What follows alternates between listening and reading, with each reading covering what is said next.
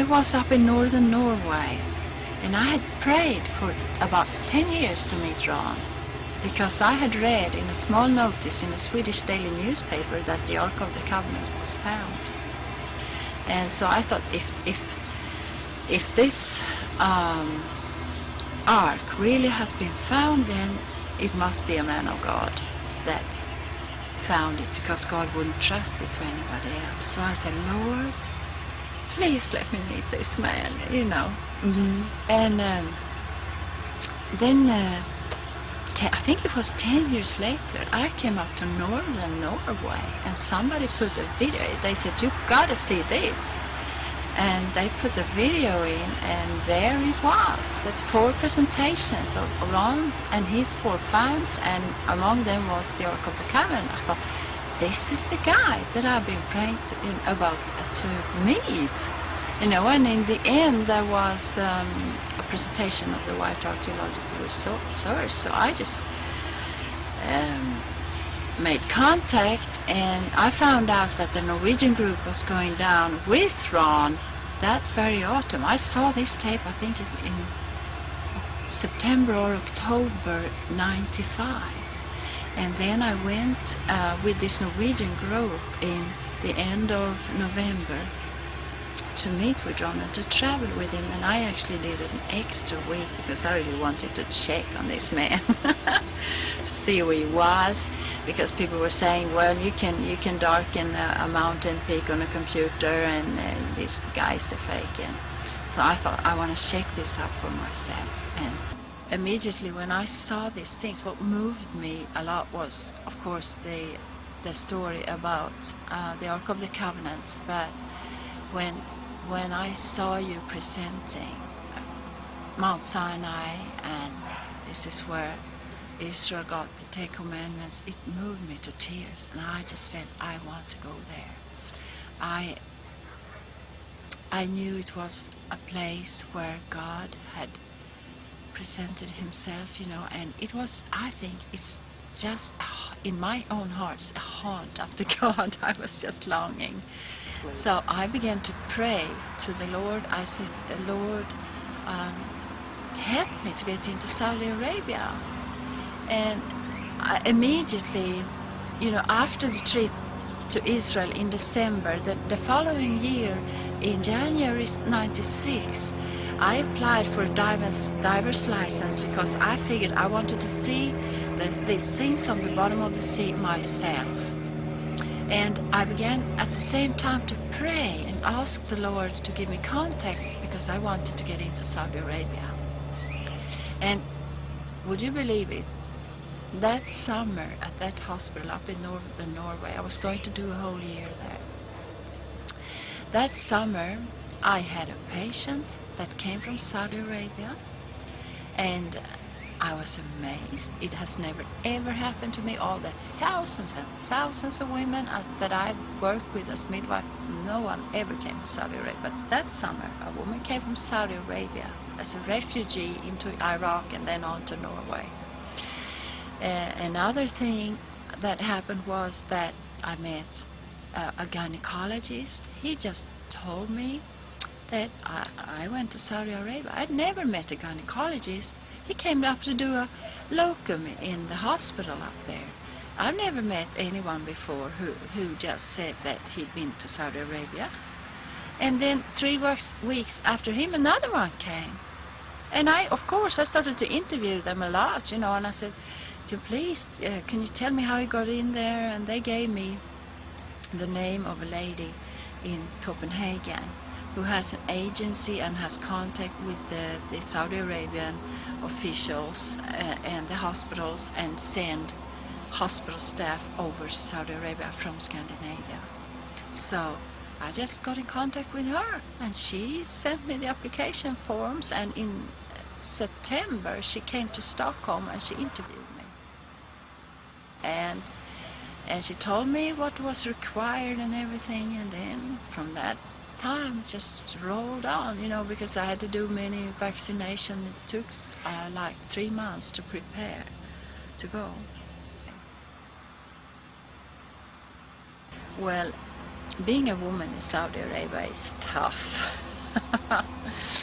um, but you know, as a Westerner, you have to adjust to that and be willing to adjust to it. But the women, they are dressed in a black abaya. They, in a certain area where I was, they even had to cover their whole face and their eyes as well, and their hands. They had gloves on their hands. So it was like when you met people on the street, it was like meeting black ghosts. I mean, you could hear a voice talking behind this black material, but you couldn't read any eyes or read a face. We all had to adjust. What I was suffering because of the heat, you know, because wearing a black material and then the sun on top of that, that was very, very hot being out in the streets. So in midday you would never see people. You wouldn't see the women out in the streets. They would come out maybe in the evening to do some shopping, you know, when the sun was setting. Also, you were very restricted. You were not supposed to drive a car. You were not supposed to go in a car with somebody that you were not married to. And that really put boundaries around the women. They were mostly in the houses, actually, or going with their husbands to shop. But very seldom you would see them out on their own. That year they beheaded 4 people on the street outside the big mosque in that city. People who had been dealing with drugs or killed people or so. And it was a big event in the city. Even, you know, it was announced ahead of time, and even some Arabian male staff went. Only males went to see those things. So they went to see this event, you know.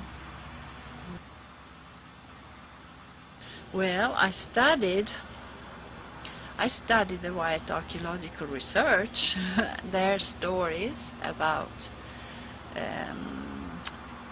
how Ron was in the desert. I also read Larry Williams' book, the Mountain of Moses, and but it really didn't help me very much because the desert is so vast and you can travel for days, you know.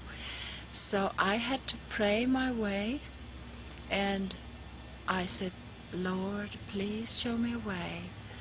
And I found out that at the hospital was a diver's shop, a dive club. I went in there and became a member, and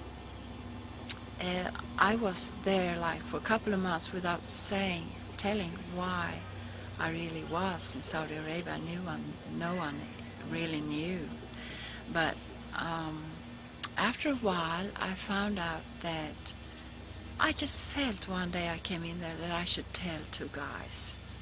And an elderly man from Switzerland, he was standing close by and heard my conversation. And he came up to me afterwards and said, I have been by that mountain.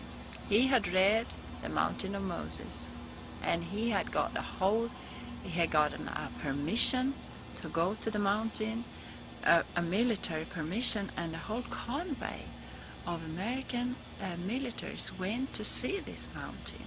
And they were having like a big reception by the Bedouins and Bedouin police. And he showed me many pictures from that. And while they were driving their way to the mountain, they actually did a recording, like the militaries do, how they drive to the mountain. So he was the guy that really opened up for me to find the mountain, because I had been looking for it. I did at least 5 whole long day trips just looking for the mountain, and every time I was getting closer to it. But always something used to happen, like the last time when we were like only 4 kilometers from reaching the mountain. The guy that then was driving, that was Robert Howard, his tires got stuck in the sand. And so there we were, and we were, some Bedouins came to help us. We were also invited into a Bedouin camp, and they gave us coffee from the fire, and They really treated us nicely. They were so lovely, these people out there in the desert. If the Bedouins, most of the time they talk to the men. They address the men. They're not supposed to look at women. But because they knew we didn't cover our faces, and they were sort of more relaxed with us, I think. First thing I saw was the white guardhouse that you had on your pictures. I recognized that one, and also from your video. So I knew that I was on the right spot. That area is closed off by a fence, but it's like a small hill outside of that. And when you stand on that hill, one day we were looking down, and I just noticed that that fence was actually broken down. It was lying on the ground on some places. So I just figured it must be easy to get in there. I even could see wheels of trucks having driven into the holy precinct. So I thought, I'm going to come back here and just do that. And so me and another guy, we just came there one day, and he didn't dare to take the risk because he didn't want to lose the job, so he was staying outside. But and I just rushed in very fast. I was running and stumbling and falling. I think I fell 4 times because it's very rocky area. It's a long way in there, actually, it is. But finally I saw it, and I recognized some of the white pillar pieces that Ron had been talking about. I saw them, and I knew I was in the same place, at the right place, and I just stopped to take a lot of pictures. Well, when you are on the Bedouin Road and you sort of hit the holy precinct going south, then the road that continues south, you can also take a left turn that's going east, and it's like, I measured it to be 1,600 meters from the holy precinct is the Golden Calf altar. I measured that on my GPS because I did waypoints by both places, and then you can measure the distance between. And it looks like huge boulders piled up. They are huge, like the same size as the boulders that are making up the pyramids in Cairo. They've been piled up neatly like this. And on the back side, on the front side, it looks they're still in place, but on the back side they have been tumbling down. There, right outside the holy precinct and the Golden Calf altar, there is an enormous plain. Enormous. It takes a long time to just drive through it, which we have done. And there is a way going through the mountain ridge. There's just sort of mountain ridge is coming like this, and it's just breaking its way through and coming out into another vast plain. In ancient tradition, as I understand it, Mount Horeb or Mount Sinai is a place where God revealed himself. And they knew that from the story of Moses. And then later on, when Elijah needed to seek God, he walked from Carmel down to Mount Horeb to seek God. Also Paul went that journey. That's what Galatians 1:17-12 tells us. And so there is a big cave there in the mountain. And the story in 1 Kings 19 and verse 11 tells us how that the prophet Elijah came there after having walked 40 days and 40 nights from Mount Carmel, and he went into this cave and stayed over the night, and then God's voice comes to him and says, what are you doing here, Elijah? And he tells why he's there. And then God says, come out and stand on the mountain before me.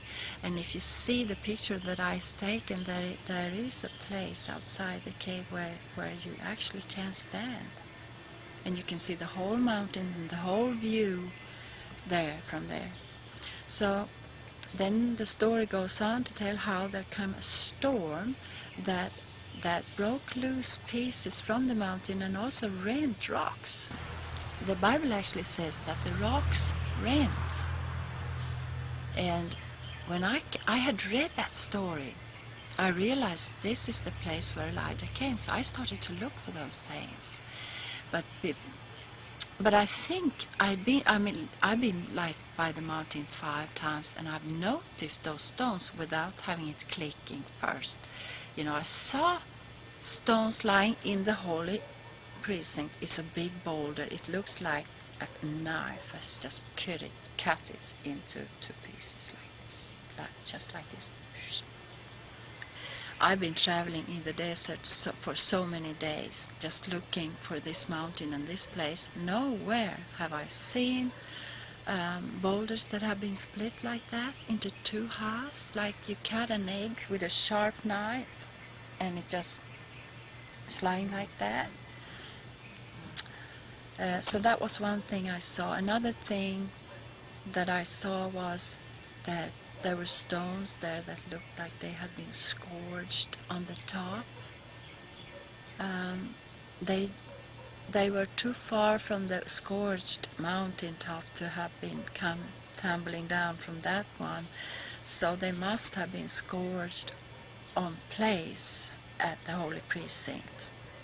So the underside of them, some of them have been turned because the Bedouins have been doing work there. On the underside, there was no scourging. And you know the Bible says that God came also, a fire came. God was not in the storm, he was not in the fire, but the fire came when Elijah was standing there waiting for the Lord to come. I found it interesting when I asked Marinelle Wyatt to come to count the plane there and find out the middle of that plane, and she gave me a waypoint which I plotted into my GPS, and we went there by car, and when we came to the very middle of it, there was a tree standing, and on that whole plane there is no tree as far as the eye can see. You know, but there was this tree, and it looked like even there had been water there. And I think there is a scripture saying that the tabernacle was once in the middle of the camp. But I also want to talk about Paul, you know, because people's thinking, what they think, as soon as he got saved, he went and became a teacher in Antioch. That's how they think, you know, that he was teaching in Antioch for 3 years before he began his traveling ministry. But he says very clearly, he tells what happened when he got saved. In Galatians 1, he tells that. And he says he didn't go up to confer with the apostles in Jerusalem, he didn't go here and there, he went to Arabia. I believe that it was a tradition among the Jews that this is a place where God revealed himself. When he found out that I had been at the mountain and that I had found the crossing site and that I had been again to dive there, he asked me to film some of the bottom of the sea, and he lent me. I went over in September 97, I went over to Nashville and borrowed equipment, a video camera and underwater housing, and I filmed, and Ron said, just don't care what you see, just film the bottom of the seas, and which I did. And then he also asked me to try to find Mara, where the bitter waters were made sweet. And so I started on that one, and I started to do a search, and on ancient Arabian maps I found the name Marra. And Mara was a well, and well on Arabic, there are 8 different words for well in Arabic, but one of them is Ajin. And so I found the name Ajin Marra on an ancient map. And I got so far as making the waypoints, and plotted it into my GPS, and I was going to go there, but I never got to it before my contract was over and I was going to leave. So that was my mistake, but somebody else went to document the rent rock again. Somebody that I showed the way, and they found it, and they sent the waypoints for that. But as far as I know, no one has been to Ajin Mara yet, and that's why I really wanted to go back, because Ron asked me to do that. I never got to it. No, well, I was maybe a little bit fearful because I heard, Ron was warning me. He said, you can be raped and be buried in the sand and all of that. And so I was praying but my longing for God was greater than my fear. And then I went to a Sunday morning meeting in my church, and I was praying and asking the Lord to speak to me because I had these fearful thoughts. Then at the church coffee afterwards, a Jewish girl stands up and she says, "Does anybody want a prophecy here?" I said, "Yes!" She prophesied to another guy first, then she came over to me. She prophesied my fear. She says, you don't have, she didn't know what I was going to do. And she prophesied to me that I did not have to have any fear about being raped in the desert.